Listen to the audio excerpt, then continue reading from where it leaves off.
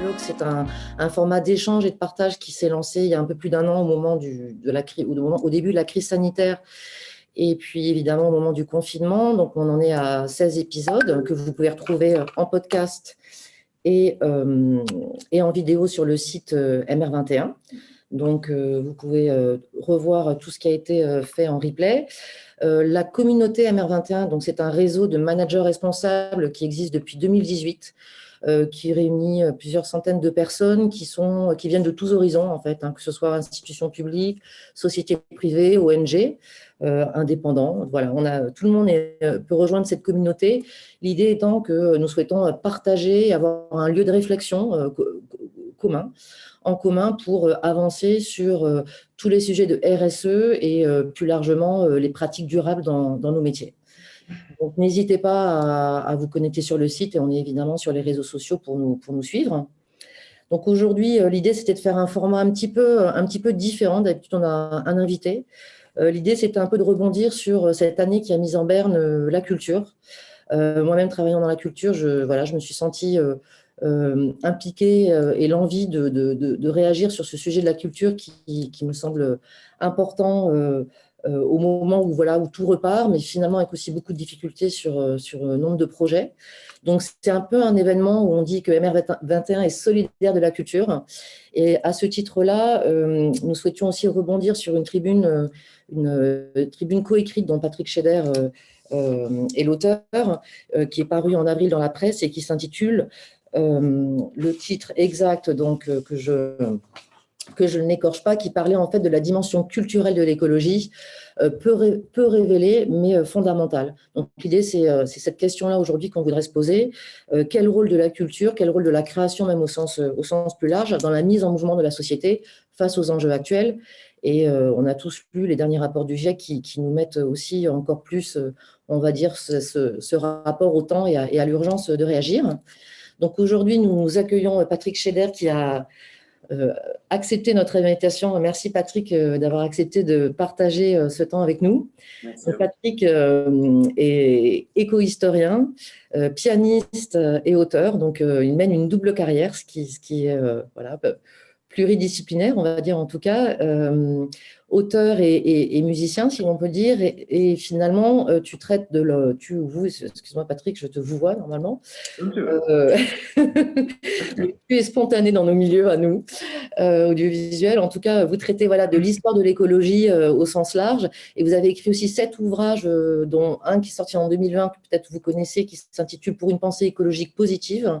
Et puis, en écriture actuellement, un ouvrage on n'aura peut-être pas le temps d'en parler aujourd'hui, qui parle de George Sand, des peintres de Barbizon de la forêt de Fontainebleau, une ZAD au 19e siècle.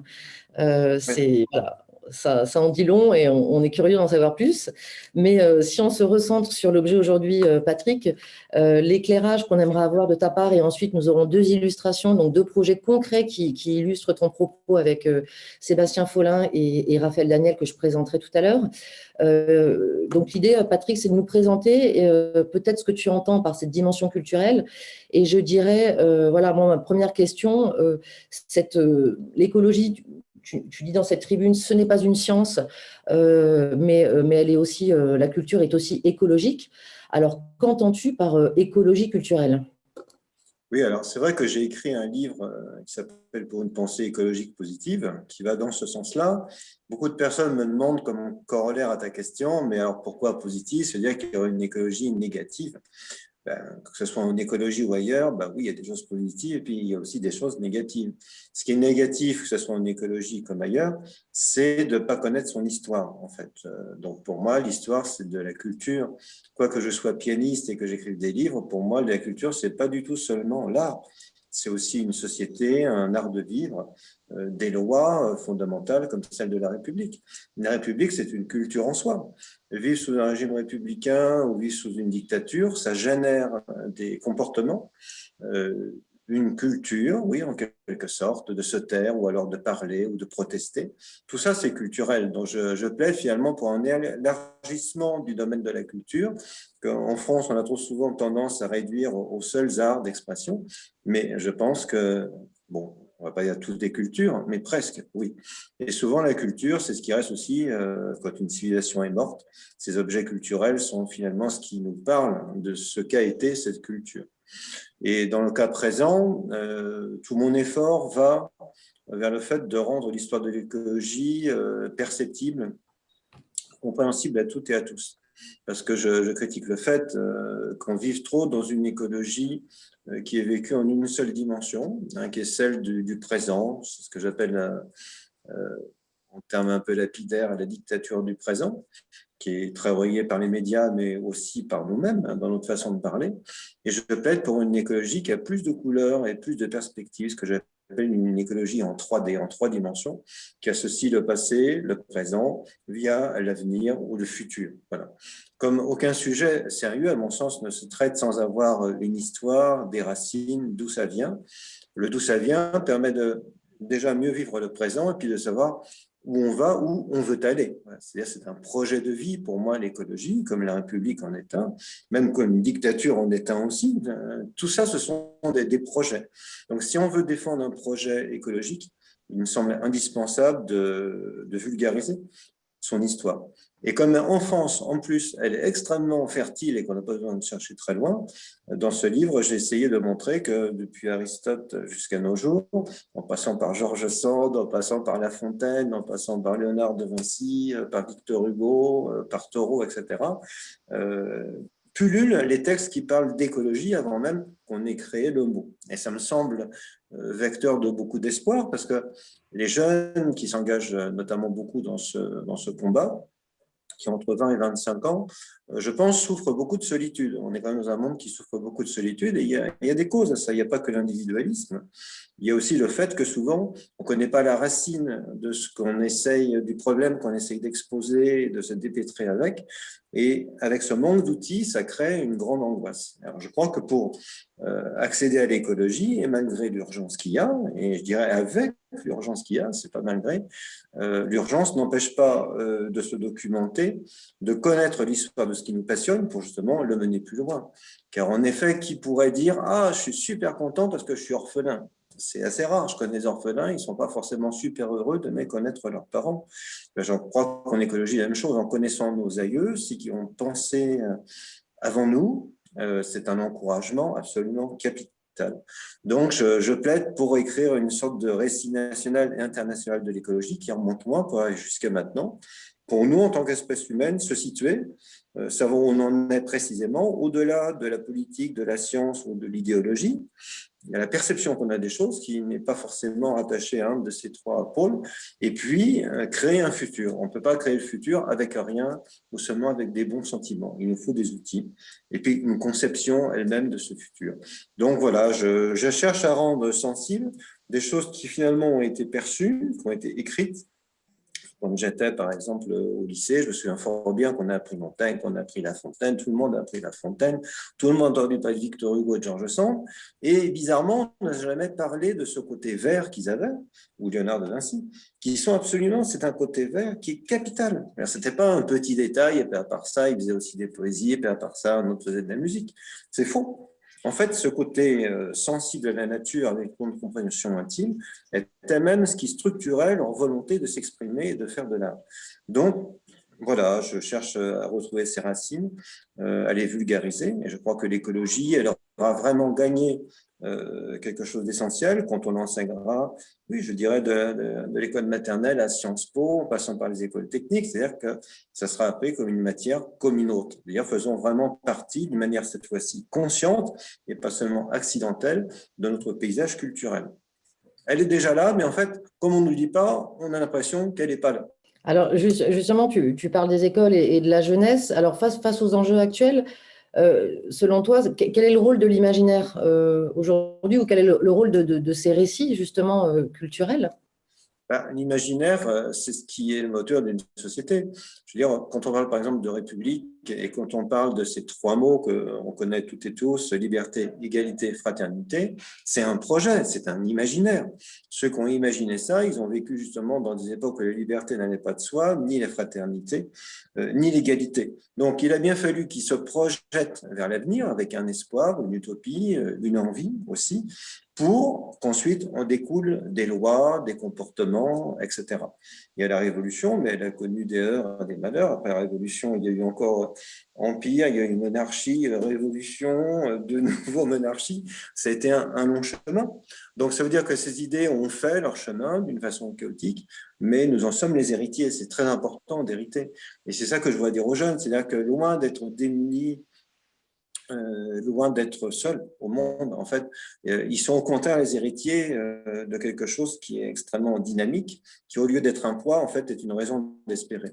Car les nouveaux imaginaires, très très souvent, ils se nourrissent de choses qui sont anciennes. C'est pas l'ancienneté de leurs parents qui est relativement proche et dans laquelle on veut toujours se distinguer de ses parents. C'est plus celle de leurs grands-parents, même de leurs arrière-grands-parents. Voilà. Et puis, bien plus loin. C'est-à-dire, on se rattache justement instinctivement vers le passé lointain, qu'on n'a pas connu et qu'on idéalise peut-être, pour se projeter vers l'avenir. Donc, de facto, l'être humain, il pense toujours en 3 dimensions. Celle dans laquelle il est, celle qui puise dans des souvenirs et celle qui se projette vers l'avenir. C'est ça la réalité. Donc, je dirais que les lois, par exemple, pour revenir à des choses très pragmatiques, elles sont la matérialisation d'espoir, d'espérance mis en mots et en pratique. Mais s'il n'y avait pas eu une aspiration, il n'y aurait pas de loi qui soutiennent cette aspiration. Voilà. Donc, je pense que pour l'écologie, c'est la même chose. C'est pas le rapport du GIEC ou de prendre la température qui, hélas, s'affole, qui va faire non plus une politique ni une pensée. C'est-à-dire, à partir de ces données qui sont scientifiques, techniques, précises et irréfutables, il faut construire une société. Et penser aussi que la société, elle ne s'arrêtera pas le jour où finalement on ne mettra pas plus d'1 degré supplémentaire. Voilà. Si le seul but d'une politique c'était de ne pas trop se réchauffer, ce serait une politique d'assez court terme, quand même, il faut aussi le dire. C'est-à-dire que l'écologie, elle va au-delà d'une urgence qu'il faut régler, effectivement, c'est tout à fait juste. Elle doit voir aussi au-delà de cette urgence et au-delà de ce but que tous on souhaite atteindre. Donc c'est là que l'histoire aussi est très prégnante, puisque être écologue ou écologiste ne doit pas nous empêcher d'imaginer voilà, un monde qu'on espère de toute façon toujours meilleur. Et puisque tout à l'heure tu parlais de Georges Sand et des peintres d'Arbizon, il est extrêmement évident que quand il y a eu la révolution de 1830 qui était contre un roi un peu vieillot, enfin, très vieillot même, et qui restreignait les libertés, c'était un vrai carcan insupportable. Qui est-ce qui s'est révolté en 1830? Ce sont les jeunes, ce sont les artistes. C'est vraiment une révolution artistique. Ça a quand même généré des barricades, des morts, et ça a aussi généré que Charles X exit, Charles X, et à la place Louis-Philippe. Bon, ce n'était pas forcément non plus quelque chose d'extraordinaire, Louis-Philippe, mais c'était un progrès vers peut-être quand même, oui, une monarchie constitutionnelle. Bon, c'était déjà mieux qu'une monarchie absolue. Mais les artistes ont été à la manœuvre. Je veux dire, Victor Hugo, toutes ces personnes qui avaient 25 ans, 24, 25 ans à cette époque-là, sont allées dans la rue, elles ont poussé le mouvement et ça a trouvé une traduction politique. Des gens comme Lamartine, qu'on connaît évidemment très très bien en tant que poète, a été de tous les combats de cette époque-là. Bon, souvent, il était un peu girouette, il faut bien le dire, mais je veux dire, on avait confiance dans le fait que des artistes pouvaient aussi avoir des idées politiques et les mener à bien. Donc, je pense que l'art, finalement, et l'expression artistique a toute sa place, dès l'instant qu'elle veut bien donner aussi une dimension sociale. Alors, peut-être qu'il faudrait interroger la dimension sociale de l'art actuellement, parce qu'il y a peut-être une différence entre protester contre quelque chose et construire quelque chose. En fait, ce que les romantiques, si on fait une synthèse de leur action, ils ont protesté contre un état de fait qui était totalitaire et qui était vieux avant l'âge, en quelque sorte, pour générer un vrai changement politique, une société qui voulait évolutive, et ils ont proposé des idées. Puisque Hugo, tout en écrivant des poèmes d'un côté, il plaidait pour la défense du patrimoine, c'est lui qui a sauvé Notre-Dame de Paris grâce à son roman, il plaidait pour la condition animale, et il plaide pour la forêt, pour qu'on n'abatte pas les arbres. Voilà. Donc ils sont multidimensionnels. Voilà. Je crois que cette multidimensionnalité est très inspirante. Voilà. Et si j'avais quelque chose à dire aux jeunes, c'est qu'ils se multiplient finalement, qu'ils ne restent pas dans leur zone d'apprentissage ou de passion, mais qu'ils élargissent leur passion parce que c'est là qu'on peut commencer à avoir une vue beaucoup plus panoramique de la société et que justement, on peut faire société. Et alors justement, faire société, et quand on parle des récits des imaginaires, est-ce que ça veut dire, est-ce que ça sous-tend qu'il faut un récit collectif pour entraîner la société? Quand on dit la culture peut mettre en mouvement la société, il y a des récits individuels, il y a voilà, différentes formes artistiques, différentes formes d'expression. Comment on construit un récit collectif et comment on entraîne toute une société? On construit un récit collectif en racontant l'histoire de ce qui s'est passé avant. Tout récit raconte une histoire qui s'est passée, réelle ou imaginaire. Voilà, donc c'est très important, le conte en quelque sorte, mais des contes vrais, voilà, pas des contes à dormir debout. Et puis, ça projette dans l'esprit, en fait, et dans la société, ça crée une sorte d'émulsion qui donne envie de se démarquer ou d'adhérer à cela, mais en tout cas d'exister en connaissance de cause par rapport à des sujets ayant eux-mêmes existé. C'est une sorte de moteur, en fait. L'ancienneté, loin d'être un poids, c'est quelque part un moteur, car parfois on se dégage de cette ancienneté, parfois on veut la contrer, parfois on veut y adhérer, mais ça donne des idées. Et si on prend un autre exemple, par exemple, qui est la Renaissance, le XVIe siècle, c'est évident que les artistes de la Renaissance, comme Vinci, étaient très tournés vers l'Antiquité. Donc, eux aussi, ils ont créé de nouveaux imaginaires, et notamment technologiques, puisque la technologie fait à cette époque-là un saut vraiment extraordinaire, en s'inspirant de l'Antiquité qui était loin, loin, loin derrière eux, du genre 1400 ans avant eux. Donc, ils sont allés chercher très loin leur futur. Voilà, c'est ça que je veux dire. C'est ce que j'appelle la vision en perspective. C'est comme quand on est dans un parc. Imaginez, vous êtes à Versailles. Vous vous mettez au milieu du parc de Versailles. D'un côté, vous avez le château. De l'autre côté, vous avez le grand canal. Voilà. Et selon que vous tournez à droite ou à gauche, vous avez différentes perspectives. Quand vous êtes sur le château, vous semblez que le canal est très loin. Quand vous êtes sur le canal, il vous semble que le château, à son tour, est très loin. C'est une sorte de relativité du temps, finalement, qu'on vit dans notre chair et dans notre connaissance, qui nous permet, comme un prisme, de considérer tout ce qui a été fait, tout ce qu'on sait, et tout ce qu'on voudrait savoir, et tout ce qu'on espère. Voilà. Donc, c'est cette multidimension, je pense, que l'écologie doit intégrer. Merci beaucoup, Patrick. Et alors, je rebondis sur une question un petit peu divergente, mais c'est vrai qu'on est dans un contexte aussi de campagne électorale, et je ne peux m'empêcher, parce on a préparé cet entretien, Je ne me présente pas. l'idée n'étant pas de rentrer dans un débat politique, évidemment, c'est pas l'objet. En fait, ma question, c'est plutôt justement le projet politique. Tu m'expliquais qu'il n'y avait pas de projet politique sans projet culturel. Et voilà, j'aimerais que tu nous apportes aussi cet éclairage. Oui, je voulais dire par là que le projet politique, c'est un projet culturel. Voilà. C'est-à-dire, un projet ne peut être mu que par des idées, il n'est pas mu par lui-même. De même que, je me souviens, quand j'avais 17 ans, dans les années 75-76, il y avait un projet de société qui était certes très matérialiste. On nous faisait une promesse. Une société, c'est une ou plusieurs promesses. Donc, la promesse de mon époque, quand j'étais ado, c'était vous gagnez plus d'argent que vos parents, vous aurez une plus grande maison, vous aurez plus de vacances, vous aurez une plus grande voiture, etc. C'était une promesse. Elle était très matérielle. Ça ne me faisait pas forcément rêver plus que ça, mais il y a une sorte d'objectif. Maintenant, ce qui m'inquiète dans la jeunesse, c'est qu'on ne lui propose pas beaucoup d'objectifs, en fait. Voilà. Et que ce soit les économistes ou d'ailleurs les écologues disent il faut sauver l'économie, les écologues disent il faut sauver la nature. Dans les deux cas, on sauve les meubles, en quelque sorte. Voilà. Et je ne pense pas qu'un projet de société puisse être seulement de sauver les meubles, parce que pour moi, ça ne peut être qu'un projet passager, même nécessaire, mais ça ne peut pas être un projet en soi ou sa finalité. Voilà. Donc, la politique, ça doit être créatif, c'est comme là. Quand on voit une personnalité comme Jean-Jacques Rousseau, par exemple, qui a quand même inspiré une bonne partie de notre Constitution en France, il n'a jamais été ministre, il n'a jamais eu aucun pouvoir, en quelque sorte, il avait que le pouvoir de ses idées.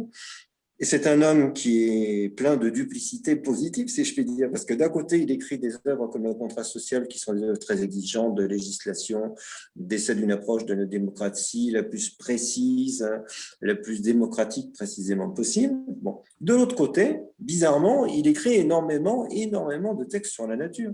C'est à Rousseau qu'on doit justement cette perception de la nature vue comme une amie, parce qu'auparavant, on la craignait, on voulait la dominer, ça dépendait des fois, ou les deux à la fois. Rousseau, il dit que la nature, il faut vivre en harmonie avec elle. Donc moi, je fais un lien direct, et je ne suis pas le seul, entre le fait que on aime la nature, qu'on plaide pour son amour, sa préservation, et que de l'autre côté, on s'intéresse de très près à la démocratie et à la République. Je pense que l'exemple de Rousseau nous montre que les deux projets sont liés. Et si je vais trouver une racine à l'écologie, elle pourrait remonter effectivement d'une manière très très concrète à Jean-Jacques Rousseau.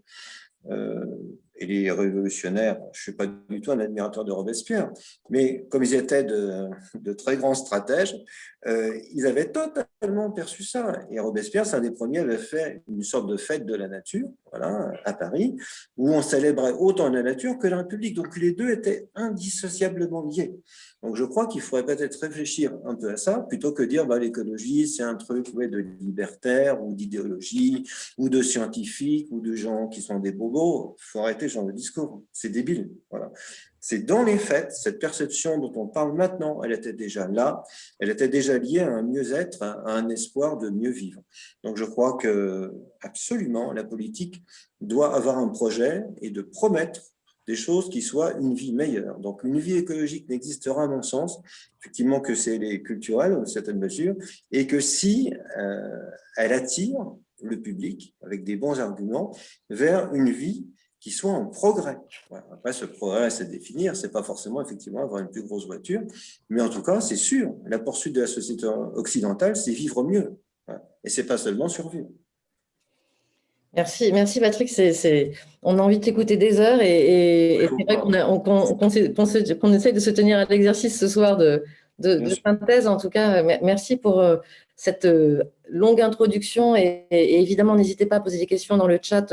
On reprend le temps, bien sûr, après les deux présentations de projets pour répondre à vos questions. Donc, je voudrais passer, maintenant qu'on a parlé un petit peu, qu'on a posé les bases de ce que c'est l'écologie culturelle et comment on peut avoir des projets qui mettent en mouvement la société, à l'illustration, on va dire, un petit peu concrète de ces nouveaux récits. Alors, on reçoit deux personnes et je refais mon petit préambule qui est de dire, voilà, on a deux hommes ce soir, trois hommes. Donc, évidemment que nous sommes très conscients qu'il faut avoir la représentation de la parité et de la diversité. Alors, la diversité, on l'a, la parité presque. En tout cas, je suis heureuse d'accueillir Sébastien Follin, qui est quelqu'un dont j'ai beaucoup d'admiration aussi, qui fait beaucoup de choses, qui est un producteur avant tout conscient et engagé, et puis qui est président d'honneur du Festival Atmosphère qu'il porte depuis son origine, voilà, qui a fait beaucoup de choses dans sa vie pour soutenir des causes diverses et variées. Merci Sébastien d'être avec nous. Alors le principe, Sébastien qui est un professionnel de la télévision et des médias, hein, donc il a d'ailleurs récemment créé un podcast qui s'appelle Les Combattants Pacifiques. On vous remettra le lien, évidemment, si vous voulez revoir en replay aussi ce que propose Sébastien, qui est sur le sujet aussi de l'écologie. L'idée, donc, avec Sébastien, c'est d'ancrer le propos de Patrick dans un projet qui existe donc depuis plus de 10 ans, le Festival Atmosphère. Et voilà, en 7 minutes, Sébastien, sur le principe du pitch, comme on fait beaucoup dans nos métiers, est-ce que tu peux nous expliquer quel est le projet du Festival Atmosphère? Qu'est-ce que vous cherchez aujourd'hui? Et en quoi, voilà, c'est un projet qui fait sens par rapport à ce qu'on s'est dit, par rapport à mettre la société en mouvement. Alors bonjour tout le monde, je suis ravi de pouvoir vous présenter ce festival absolument extraordinaire. Je le dis avec beaucoup d'humilité parce que j'en suis pas du tout à l'origine. Je suis là depuis le début parce que je suis le président d'honneur, mais c'est Pascal Signolet qui a créé ce festival, un courbevoisien qui a porté ce projet pendant 9 ans avant de réussir à le faire émerger. Donc en 2011, et il était venu me voir à l'époque pour être l'un des premiers parrains avec Yolène Delabille, qui est une journaliste bien connue de l'écologie, et Jean Jouzel, qui à l'époque était encore au GIEC. Il avait obtenu le prix Nobel de la paix, le co-prix Nobel de la paix avec Al Gore, avec l'ensemble des membres du GIEC en 2007, et ça a été le début pour moi, ça a été un déclic, et j'ai basculé dans un monde nouveau grâce à Pascal Signolet, à l'ensemble de l'équipe du Festival Atmosphère. Je rebondis sur ce que vient de raconter Patrick Scheder, c'est tout à fait dans la lignée de ce qu'est le festival, c'est-à-dire que Patrick place l'écologie sur une frise temporelle qui commence dans l'Antiquité. Le Festival Atmosphère le fait, mais rajoute une dimension qui est la dimension de l'univers. Dans notre comité scientifique, on a la chance d'avoir Hubert Reeves, ainsi qu'Hélène Courtois, Michel Spiro, ancien président du CERN, qui a donc piloté cet énorme travail d'intelligence collective autour de l'accélérateur de particules. Et Hubert Reeves dit que nous sommes tous des poussières d'étoiles. Hubert Reeves, il y a une quarantaine d'années, regardait ses mains et se demandait mais d'où viennent mes mains, d'où je viens, et de grandes questions existentielles. Et il en est arrivé à cette conclusion, donc comme quoi la science et l'art ont la même source créative. Il a eu une intuition, il a dit, mais en fait, on est des poussières d'étoiles. Et en fait, oui, nous sommes des poussières d'étoiles et nous sommes tous liés. Quand on sait que suite au Big Bang, la température était tellement importante dans les 3 minutes qui ont suivi le Big Bang, l'ensemble des atomes d'hydrogène qui composent l'univers aujourd'hui sont nés à ce moment-là, et que c'était il y a 14 milliards d'années. Et donc que les atomes d'hydrogène qu'il y a dans votre corps, comme ceux qu'il y a dans l'ensemble de l'univers, ont 14 milliards d'années, on peut dire que nous sommes des poussières d'étoiles. Et si je raconte cette histoire, c'est que tout est dit, en fait. C'est que nous sommes tous liés. Il y a une grande chaîne du vivant. Et c'est vraiment ce message que porte le festival. Et on est plus qu'un festival écologique. C'est donc le festival Atmosphère, cinéma et développement durable, qui se tient à Courbevoie. Et dans ce festival, on parle à la fois d'écologie, d'économie, de social, et on invite des scientifiques, des artistes, des pionniers, des personnes extrêmement engagées à venir échanger sur les grands enjeux de la société, les grands enjeux de l'époque. Donc en effet, on parle d'histoire, on parle de sociologie, on parle de philosophie, on parle d'astrophysique, et tout ça sur une base artistique, puisqu'il y a souvent des rencontres entre les artistes et les scientifiques, il y a des performances, il y a des films, c'est un festival de cinéma, donc on a une vingtaine de films en avant-première nationale, voire internationale chaque année, des films à la fois extrêmement exigeants, des documentaires et des films grand public. Ça va donc de films documentaires très pointus jusqu'à des films très grand public, puisqu'on a des séances jeunes publics le week-end avec les grands Disney Nature qui sont présentés en avant-première. Et j'aime bien citer cet exemple, c'est qu'il y a 2 ans, on a réussi à avoir First Man, le film de Damien Chazelle qui racontait l'aventure de Neil Armstrong qui allait sur la Lune. Et j'en suis particulièrement fier d'avoir eu ce film en ouverture du festival parce qu'on est vraiment une toute petite structure. Je vous assure, on est une petite association. Et l'avant-première mondiale de First Man de Damien Chazelle avec Ryan Gosling a eu lieu à Toronto. L'avant-première européenne a eu lieu à Venise. L'avant-première nationale a eu lieu à Courbevoie, au Festival Atmosphère.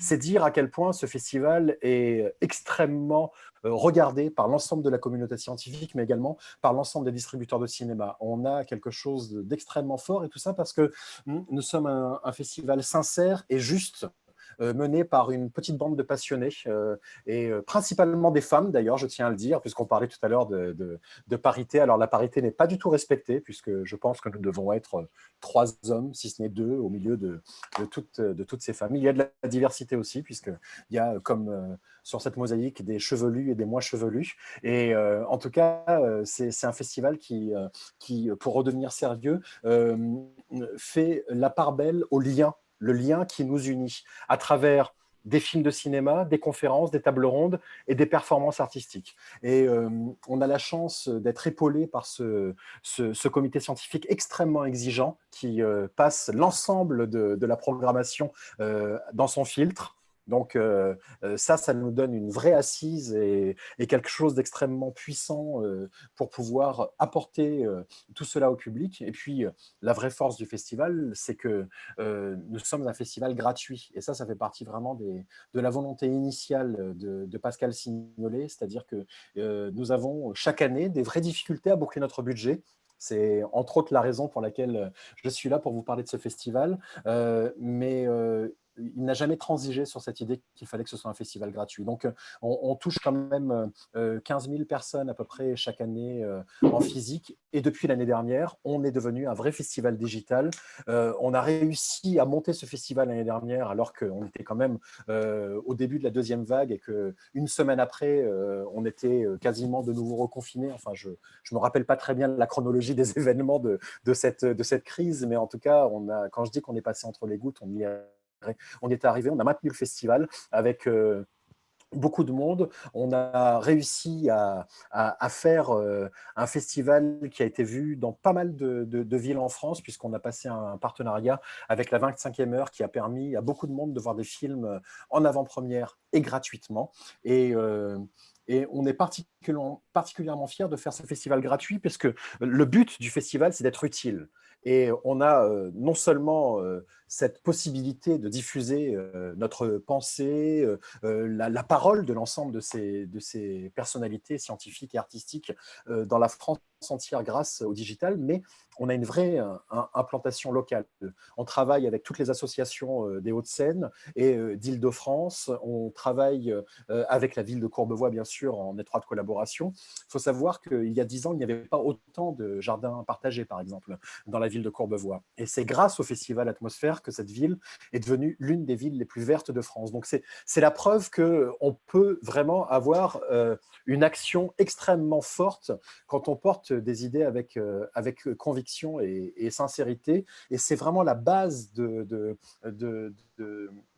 la base de la volonté de Pascal Signolet. Je le cite beaucoup parce que c'est lui qui porte ce festival. C'est notre phare à tous, et il a toujours des idées absolument dingues et une manière très originale d'aborder les choses. C'est-à-dire qu'il trouvera toujours un moyen de décentrer un petit peu le regard. Et c'est pour ça qu'on se retrouve dans la pensée de Patrick Scheder, puisque Patrick, c'est par Pascal Signolet qu'on a eu la chance de le rencontrer. Et il sera d'ailleurs au programme du prochain festival. J'espère. Lors de la soirée Sciences et Arts que l'on fait le samedi soir. Merci Bon, Sébastien. je pourrais vous parler pendant des heures oui, du festival, mais j'essaye d'être synthétique. Et une dernière chose, et après je vais laisser la parole à Raphaël Daniel, qui a certainement également beaucoup de choses à dire. Et d'ailleurs, la transition sera toute trouvée, puisque Raphaël a participé au festival en tant que scénariste. On a lancé il y a 5 ou 6 ans des concours autour des niveaux récits. Donc sur les courts-métrages, il y a un concours de court-métrage qui est présenté chaque année avec Pierre Jolivet, Julie Gaillet comme présidente du jury, Radou Meraïla et nous. Et puis, on a un concours de synopsis et de scénarios, de séries et de longs métrages, toujours avec ce même aéropage de grands scénaristes et de grands comédiens qui nous accompagnent. Et puis, cette année, on a lancé un nouveau concours qui est un concours de chansons qui s'appelle Les Voix de la Terre, avec des partenaires extrêmement prestigieux. Et en fait, aujourd'hui, on parle beaucoup de nouveaux imaginaires, de nouveaux récits, mais on n'est pas peu fiers au Festival Atmosphère d'avoir été les pionniers, d'avoir été les premiers à aborder cette question de nouveaux imaginaires. Parce qu'aujourd'hui, si on veut réussir à faire changer le monde, il y a le travail que peut faire ce festival avec l'aspect vertical, c'est-à-dire qu'on est là et on a une implication directe sur le territoire, mais il y a aussi le travail qu'on peut faire sur l'imaginaire. Et pour réussir à changer le monde, parce que nous sommes des utopistes et des rêveurs, mais après tout, il faut l'être aussi, eh bien, il faut aussi réussir à faire passer des messages à travers le storytelling, à travers la manière de raconter des histoires dans les chansons, dans la musique, dans le cinéma, dans la littérature. Et on travaille beaucoup avec l'ADEME, bien sûr, avec Valérie Martin, qui est l'une de nos premières soutiens à l'ADEME, et Valérie Zoido qui porte ces nouveaux récits. Et c'est vrai que tous les ans, on organise en marge du festival des séminaires avec la Guilde des scénaristes à destination des scénaristes pour leur raconter aussi une nouvelle manière de voir le monde, et surtout on leur donne des idées autour de la science, autour de l'écologie, autour du développement durable. Et lors du dernier séminaire qui a eu lieu à la Bellevilloise à Paris, ils étaient une 50aine à venir nous écouter. Et si vous commencez à avoir de plus en plus d'écologie ou de nouvelles idées autour du lien social, autour du développement durable dans le cinéma dans les prochaines années, eh bien, je crois que le Festival Atmosphère, il sera pour quelque chose. Merci Sébastien, merci beaucoup. Merci à vous. Évidemment, pareil, hein, je crois qu'il y a beaucoup à dire sur le Festival Atmosphère, 11 ans d'existence, 11e édition cette année, donc on vous invite, on va vous mettre le lien, évidemment, pour aller regarder la programmation et ce qui se prépare pour la 11e édition, qui n'est pas encore révélée, mais la semaine prochaine, si je ne me trompe pas, Sébastien. Oui, Et en fait, effet, voilà, donc on vous tiendra au courant, mais en effet, il y a une riche programmation qui s'annonce encore pour Donc du 6 au 10 octobre, hein, c'est ça, prochain. Oui, 6 au 10 octobre, et je peux déjà vous annoncer les parrains et marraines. Chaque année, on est très vigilant sur les parrains et marraines pour qu'ils soient extrêmement investis, qu'ils portent des valeurs. On a eu la chance d'avoir Pierre Ninet, d'avoir Cyril Dion qui est venu présenter en avant-première à l'époque le film Demain avec Mélanie Laurent. Cette année, on aura encore Animal, son nouveau film en avant-première lors de ce festival. On a eu Marion Cotillard comme marraine, enfin on a eu beaucoup de monde. Et chaque année, on a un parrain ou marraine scientifique et un parrain ou marraine artistique. Et cette année, nous avons la chance d'avoir Heidi Sevestre, qui est une immense glaciologue française qui est notre marraine scientifique. Elle nous a d'ailleurs envoyé une vidéo depuis le pôle Nord pour annoncer qu'elle était notre marraine alors qu'elle était en expédition. Et puis le parrain artistique, même s'il est plus qu'un artiste, c'est un témoin de notre temps. Il a traversé les 40 dernières années et a couvert tous les grands conflits des 40 dernières années. C'est l'immense photojournaliste Reza qui nous fait l'honneur d'être notre parrain. Donc, et à eux deux, ils résument bien ce qu'est le festival. Voilà, ce sont des gens de cœur, des gens qui ont des convictions, qui sont engagés et qui souhaitent non seulement présenter, donner une image de ce qu'est le monde aujourd'hui, mais portent aussi un espoir d'un monde différent.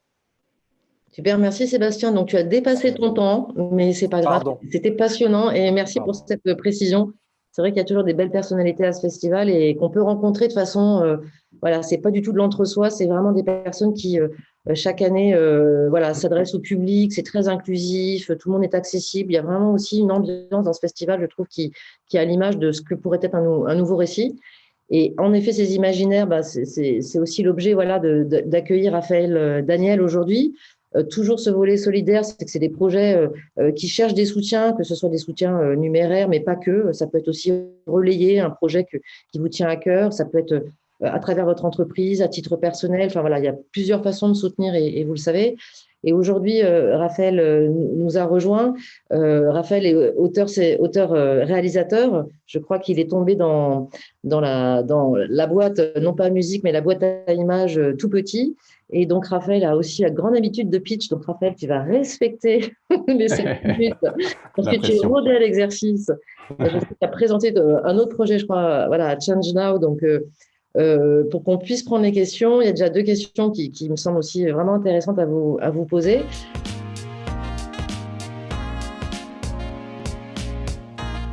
Donc, Nick le Privé, qui est quand même un titre provocateur, je te laisse nous dire ce qu'il en est et ce que tu attends aussi de nous et du public ici présent. Merci, Raphaël. Merci beaucoup, Laurence. Bah, tout d'abord, donc, je me présente, je suis Raphaël Daniel, auteur, réalisateur. Hein, j'aime bien j'ai rajouté également jardinier, hein, parce que voilà, ça fait partie, je pense, aussi intégralement de ce que je fais. Donc, je suis hyper heureux de pouvoir présenter mon projet ce soir, notamment après Sébastien. Atmosphère, c'est sûr que c'est un festival que j'ai découvert l'an dernier, à la dernière édition. Voilà, j'ai participé, j'ai eu la chance d'être lauréat avec mon projet de long métrage. Et c'est vrai que c'était une superbe opportunité pour faire de belles rencontres. Et j'ai adoré ce festival. Donc, bien sûr, je vous encourage à le soutenir et à y aller. Moi, j'y serai bien évidemment à la prochaine édition. Très heureux également de participer après l'intervention de Patrick, puisque tout ce que vous avez dit, Patrick, bien sûr, va dans le sens d'une réflexion que j'ai moi-même entamée il y a quelques années, il y a plusieurs années. Voilà, moi, je vais repartir un petit peu de mon cheminement. C'est vrai que j'ai une vraie question autour de la responsabilité. Je pense qu'il y a aussi des managers responsables aujourd'hui. Je pense qu'on a une grande question autour de la responsabilité aujourd'hui. Moi, évidemment, c'était la question de la responsabilité individuelle qui s'est posée avec ma prise de conscience il y a plus de 10 ans, mais également la question de la responsabilité en tant qu'artiste. Voilà, parce qu'à un moment donné, voilà, moi, je suis réalisateur, je fais des films donc, depuis une dizaine d'années. Et je me posais vraiment cette question de la responsabilité. Et c'est tombé à un moment où beaucoup de penseurs, disons pour dire large, de l'écologie contemporaine, que ce soit voilà, Cyril Dion, Rob Hopkins, Corinne Morel-Darleux, Pablo Servigne, enfin plein de penseurs en fait disaient la même chose et te rejoignent, je pense, d'une certaine façon, Patrick, sur la question de créer un nouveau récit. Ce manque béat en fait d'une culture à l'écologie. Et ça, moi, je l'ai vraiment reçu comme presque une mission. Je me suis dit, ben voilà, en tant qu'auteur, réalisateur, en tant que raconteur d'histoire finalement, est-ce que je ne serais pas bien placé pour raconter ces nouveaux récits, essayer de mettre en perspective ce futur. Voilà, moi, bien entendu, je suis dans la dramaturgie, donc je réfléchis tout le temps à des histoires. Voilà, racontons les histoires de demain.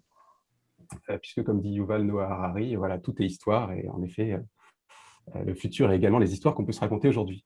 Et c'est vrai que quand j'ai eu cette prise de conscience, j'ai aussi eu la prise de conscience qu'on était quand même, que le futur était très sombre. On était beaucoup dans l'univers de la dystopie, donc l'inverse de l'utopie, et qu'on n'avait aucune capacité finalement de projeter un futur. C'était vraiment un futur bloqué, un futur noir. Et donc, voilà, après, il y a eu cette idée donc, de désincarcérer le futur, pour citer un collectif d'auteurs, ou de dire, réfléchissons à où on va, comme disait Patrick, où on va atterrir, comme dit Bruno Latour, vraiment de réfléchir au monde finalement qu'on désire. Et l'an dernier, donc j'étais déjà dans cette réflexion-là depuis des années, j'écrivais beaucoup là-dessus, et l'an dernier, en plein confinement, il y a eu un appel à projet pour Canal+, qui arrivait à point nommé, puisqu'ils appelaient des scénarios de court-métrage autour de la thématique « On s'adapte », avec justement la volonté de s'inspirer de faits scientifiques pour écrire un futur souhaitable. Donc bien sûr, là, dès que j'ai vu ça, j'ai postulé. On a coécrit avec ma co-scénariste Camille Dumouchel un projet qui a été sélectionné, qui a fait partie des 10 projets sélectionnés sur les 200 reçus. Et donc, j'en viens à Nick le Privé. Alors voilà, Nick le Privé, donc... Bon, je vous rassure tout de suite, hein, évidemment, je ne vise pas les entreprises privées avec ce titre, sinon je ne serais pas là, ou alors j'aurais vraiment du culot. C'est plutôt un film qui questionne la propriété privée. C'est un titre provocateur, hein, comme tu disais, Laurence, parce que je pense qu'il y a besoin de secouer aujourd'hui les imaginaires aussi. Et puis, j'aime bien aussi cette idée de pouvoir éveiller cette curiosité. Hein, mais le film est beaucoup plus nuancé et il est beaucoup moins, quelque part, il ne nous donne pas une direction, il nous pose plutôt des questions. Voilà, moi, ça m'intéresse de faire des films qui posent des questions. Là, en l'occurrence, les questions vont tourner beaucoup autour donc, de la propriété privée, notamment en temps de crise, et également du bien commun, de la terre comme bien commun, également de l'activisme, quelle forme d'activisme, également de la non-violence. Voilà, mais tout ça avec humour. Bon. Donc, le film se passe en 2045. Dans un futur quand même un petit peu dystopique à l'origine, c'est-à-dire que les terres cultivables sont devenues stériles du fait de leur surexploitation et d'une crise pétrolière. Et donc, dans ce contexte, il y a un énorme mouvement populaire qui décide de reprendre les choses en main, de retrouver la souveraineté alimentaire, et qui décide donc de récupérer toutes les terres privées pour en faire des biens communs. Donc, soit pour les cultiver, soit pour les régénérer. Et donc, mon personnage principal, Alexandra, qui est propriétaire d'une magnifique villa futuriste sur un énorme terrain dont elle ne fait rien, voit un beau jour arriver une quinzaine d'activistes qui plantent un drapeau dans son jardin en citant Rousseau. Hein, les fruits sont à tous, la terre n'est à personne. Et en gros, ils lui disent, bah voilà, ce terrain ne vous appartient plus, c'est maintenant un bien commun. Il est à la fois à vous, mais aussi à nous, à tout le monde. Et bien entendu, Alexandra n'entend pas de cette oreille, elle sort le fusil. Réaction assez vive. Et le film, on va dire, tisse le lien entre ces différents personnages, entre ces différents mondes qui s'opposent, hein, parce que je pense qu'on a une époque où il y a quand même beaucoup de visions qui s'opposent, et encore une fois, comment faire société avec toutes ces visions qui s'opposent. Et le film, bon, sans vouloir trop vous dévoiler, hein, c'est une prise de conscience pour Alexandra que ces gens qu'elle pense être contre elle et dans l'opposition sont en fait tout à fait l'inverse. C'est un mouvement lumineux, c'est un mouvement inclusif, et ils font ça également pour elle. Donc, Alexandra va être jouée par Mathilde Amé. Donc ça, c'était la bonne nouvelle de la semaine dernière. Je suis très heureux d'avoir cette grande actrice qui est à nos côtés, qui a beaucoup aimé le scénario. Et donc, et en plus, je sais que grâce à Mathilda et grâce à Canal+, on va pouvoir avoir un film à impact, hein, une belle diffusion. On sait déjà qu'il y aura la diffusion sur Canal+, en 2022 dans une soirée en prime time. Également des festivals des gros festivals et une vraie diffusion internationale, ce qui est un peu rare pour le court-métrage, mais les collections Canal+ y arrivent bien. Voilà, mais encore une fois, c'est vrai que entre ce que, voilà, pour l'instant, en financement acquis, disons qu'il y a la chaîne qui nous a donné de l'argent, une région, mais c'est un vrai film de cinéma, donc avec une grande ambition. Et donc, on a estimé à 120 000 €, et pour l'instant, on a 70 000 €. et je tourne dans un mois. Donc, on a un tout petit problème. Donc, La notion d'urgence. la notion d'urgence, voilà, n'est pas que écologique. Et donc, on a créé un outil qui est très bien d'ailleurs, qui s'appelle Voilà, il Proacti. te reste 20 secondes, Raphaël, pour Alors, présenter est-ce que tu me laisses faire déborder un tout straight petit to the peu? point. Alors, j'ai besoin d'argent. J'ai fait un appel à financement via un système de mécénat, un peu inspiré du crowdfunding, mais avec la possibilité de défiscaliser pour les entreprises comme pour les particuliers. Et avec l'idée, moi je trouve ça très intéressant que les entreprises privées puissent participer, mais avec, voilà, bien sûr comme contrepartie de citer les entreprises, un générique, etc. Mais aussi avec l'idée de faire de ce film un outil de communication. Pour moi, c'est un outil pédagogique, ce film. J'ai déjà cet objectif-là en public. Je vais organiser des projections publiques avec Pablo Servigne, qui vont faire des débats, Corinne Morel-Darleux, etc. Voilà, si ça vous intéresse, en tout cas, on peut discuter de cette idée, par exemple, d'organiser des projections avec les salariés, de faire des tables rondes. C'est un vrai film de prospective qui permet ça. Voilà, juste pour conclure, Laurence, voilà, moi, c'est vraiment, il y a ce court-métrage, bien sûr, mais c'est tout un univers que je développe aussi avec un long-métrage. Vraiment, tous mes films sont centrés sur cette idée des nouveaux récits. Donc, si vous soutenez ce projet, vous soutiendrez aussi également de façon plus globale cette œuvre que je commence petit à petit à créer. Voilà. Je vous remercie en tout cas pour votre écoute. Merci Laurence pour les quelques secondes de dépassement. Merci à toi, Raphaël. Et j'ai eu la chance de lire le scénario, je peux le dire, et j'ai beaucoup aimé. Voilà. Et c'est vrai que la question que tu as partiellement répondu, mais on me l'a posée à la lecture de l'annonce de ce dialogue ce soir, c'était pourquoi on cherche de l'argent quand on a déjà un diffuseur comme Canal+. Tu as déjà plus ou moins répondu, mais peut-être que je rebondis aussi sur cette question de financement. Tu as parlé de l'ambition du cinéma. Je pense que dans le cadre du Festival Atmosphère, il y a aussi le fait de tenir à faire un événement inclusif à travers la gratuité nécessite aussi, dans ce cadre-là, je veux dire, c'est des techniciens qui sont payés derrière, c'est des artistes. Donc, ce sont des projets qui ne sont pas à but lucratif forcément. Donc ça, voilà, je le repose aussi. Je crois que c'est vraiment le cas pour le Festival Atmosphère, qui est une association d'intérêt général. D'ailleurs, il y a une défiscalisation dans vos deux projets. Les entreprises, à titre d'entreprise ou à titre privé, on peut défiscaliser. Moi, la question que je vois dans le chat, et je vous remercie de la poser parce qu'elle est évidemment fondamentale, vous l'avez évoqué, mais la question se pose à vous deux, Raphaël et Sébastien.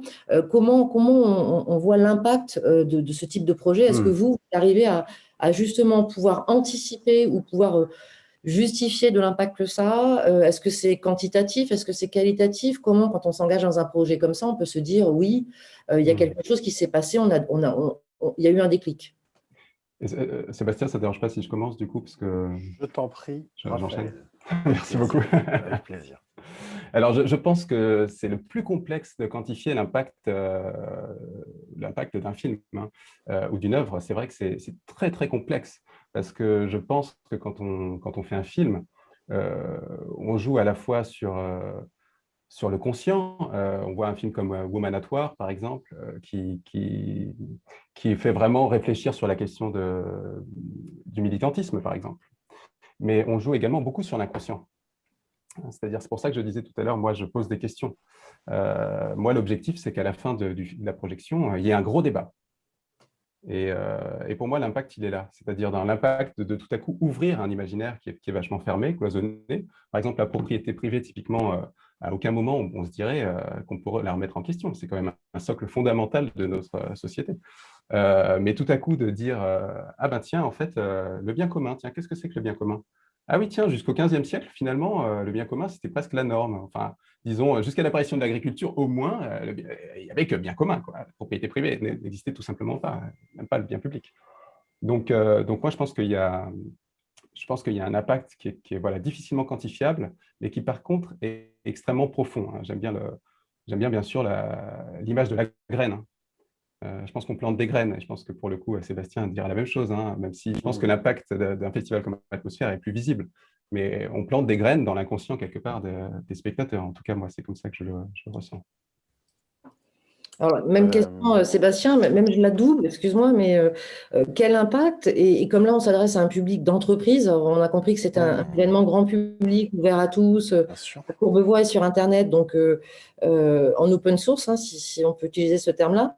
Alors, quel impact sur le grand public, quel impact pour l'entreprise, voilà, j'allais dire retour sur investissement, si le terme… Mais je vais filer la métaphore de Raphaël, c'est-à-dire que si les films de Raphaël et de tous ses créateurs sont les graines, on va dire que le Festival Atmosphère est l'outil. On est là pour aider à planter l'ensemble de ces graines et c'est difficile de quantifier, en effet. Mais nous sommes un festival gratuit et l'une des raisons pour lesquelles on est particulièrement fiers, c'est que cette communauté du festival grandit chaque année. Et, euh, et c'est bien la preuve qu'on a touché à quelque chose de singulier, parce qu'on n'offre pas que du cinéma. On offre plus que ça, on offre un ton et un esprit. Et, euh, et on a créé une journée des entreprises qui aura lieu cette année le jeudi 7, octobre, une journée au cours de laquelle les entreprises et leurs collaborateurs seront amenés à participer à des tables rondes, à des ateliers où on parlera d'énergie, de numérique, de déchets, et avec également la projection d'un grand film en avant-première nationale, suivi d'un débat. Parce qu'aujourd'hui, il y a une chose qui est certaine, c'est qu'on le voit bien avec les histoires de… Excusez-moi, j'ai mon téléphone qui sonne. Pardon, je l'ai coupé. On le voit bien avec les histoires de lois sur le climat, qui a des vrais points de divergence. Et je crois que la régulation ne va pas aussi vite que beaucoup de citoyens le souhaiteraient. Or, l'entreprise est le premier corps social où se retrouve l'ensemble de ses citoyens. Et donc, l'entreprise a vraiment un rôle à jouer aujourd'hui dans l'évolution de notre société et de notre monde, puisque tous ces citoyens peuvent réussir à faire changer les choses. Et on le voit bien avec l'ensemble des services RSE, avec l'engagement qui est de plus en plus présent dans les entreprises, qu'il se passe quelque chose. Après, nul n'est parfait. Moi, le premier, donc on n'est pas un festival donneur de leçons. Nous, ce que l'on veut, en effet, c'est des graines et faire émerger des idées, comme le fait Raphaël d'ailleurs. Je pense que on a tous des contradictions. Donc, je suis pas là en train d'arriver avec un discours péremptoire en disant on va tous mourir, voilà ce qu'il faut faire, il faut devenir vegan, être à vélo, arrêter tout de suite la bagnole. Évidemment qu'il faut réussir à évoluer et à changer. Mais je pense que l'injonction ne fonctionne pas. L'injonction ne peut pas fonctionner. Alors, il y a la loi qui peut faire évoluer les choses, mais il y a aussi la prise de conscience. Et la prise de conscience, elle passe par des ateliers participatifs, par l'intelligence collective et par les histoires. Ce que font Patrick et Raphaël depuis tout à l'heure et ce que je fais depuis tout à l'heure, c'est juste vous raconter des histoires. Je ne fais que vous raconter des histoires. Et j'essaie d'éveiller chez vous une petite lumière, une lumière enfantine, qui est celle qui s'allume quand on entend Il était une fois. Et on ne fait que ça, en fait. Et à travers ces histoires et à travers ces récits que l'on essaie de planter, eh bien, on arrive, je l'espère en tout cas, à changer un tout petit peu les choses. Euh, et, euh, et c'est en tout cas ce qui s'est passé pour moi. Et je suis loin d'être le plus vertueux des citoyens, mais le fait de passer les 11 dernières années au sein de ce festival, de rencontrer ces scientifiques, de rencontrer ces pionniers, de rencontrer ces artistes, eh bien, fait évoluer doucement ma conscience et me met face à mes incohérences, face à mes contradictions, et à un moment donné, réveille quelque chose en moi. Et en tout cas, c'est ce qu'on essaie de faire également avec les festivaliers, grand public, mais aussi avec les entreprises et leurs collaborateurs qu'on invite à venir nous rejoindre. Merci Sébastien, c'est évidemment, je pense que ça va résonner dans les esprits de chacun et on parle beaucoup de citoyenneté dans l'entreprise. Je pense à deux grandes entreprises, pour ne pas les citer, Crédit Mutuel et Schneider Electric, qui vraiment s'attachent, en tout cas dans leur politique RSE, à développer de l'engagement auprès de leurs collaborateurs. Donc c'est vrai que ce volet aussi entreprise au sein du festival me semble important à préciser. Et il y a quelque chose qui me plaît beaucoup dans ce festival, c'est cette idée d'intelligence collective. et de collaboration et de solidarité. On n'est pas du tout dans un système vertical avec une direction générale, avec une présidence, un président d'honneur, et on ne se retrouve pas entre nous en train de dire qu'est-ce qui va se passer, pas du tout. On a vraiment quelque chose de l'ordre de l'intelligence collective, que ce soit dans la constitution du festival, comme dans le débriefing que l'on fait. Et il en sort toujours quelque chose de fort. Et moi, ça a été une vraie leçon pour moi. Et ça se ressent dans ce festival. Quand tu disais tout à l'heure, Laurence, que tout le monde est très accessible, en fait, les invités qui viennent, qui sont souvent des invités de très haut niveau, restent. Ils sont contents d'aller à la rencontre du public.